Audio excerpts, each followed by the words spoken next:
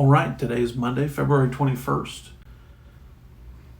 Let's go ahead and knock out 4 chapters today. As you can see, this first one's pretty short, and so we'll do Numbers chapters 17 through 20. All right, chapter 17, God makes one more way to show, to solidify his support of Aaron and the Levites as the priests.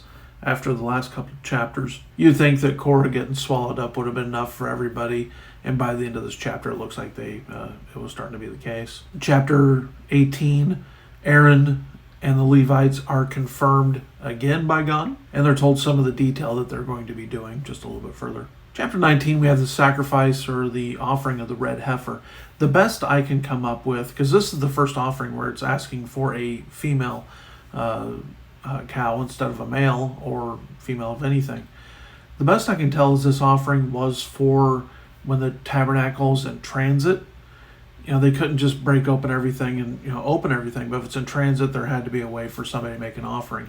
And the best I can tell, that's what this offering was. And then it finishes off with the unclean items, washing with moving water. You see it there. Touching a dead body is going to make you unclean for a certain amount of time. Notice also open containers.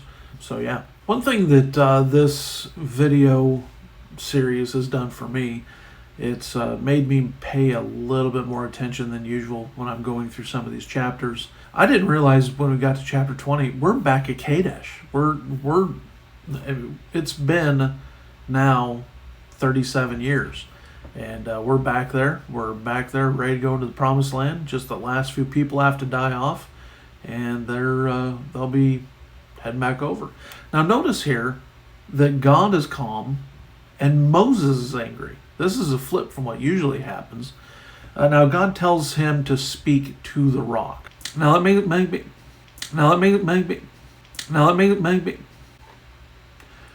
may seem like a trivial matter, but however, 1 Corinthians chapter 10 verse 4 says this, and did all drink of the same spiritual drink, for they drank of that spiritual rock that followed them, and that rock was Christ. And so what I think we find here is a picture of work salvation versus a salvation by grace.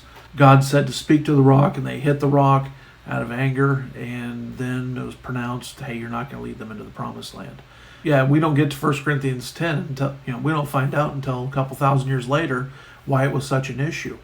And we're starting to see that through some of these stories. We talked about this in the sermon today. Sometimes we just have to, obey first. We have to do right first. We have to acknowledge God first. We have to have a soft heart towards him first.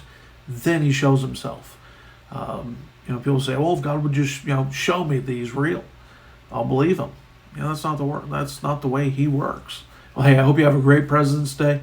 Enjoy it, celebrating our president, and have a great day.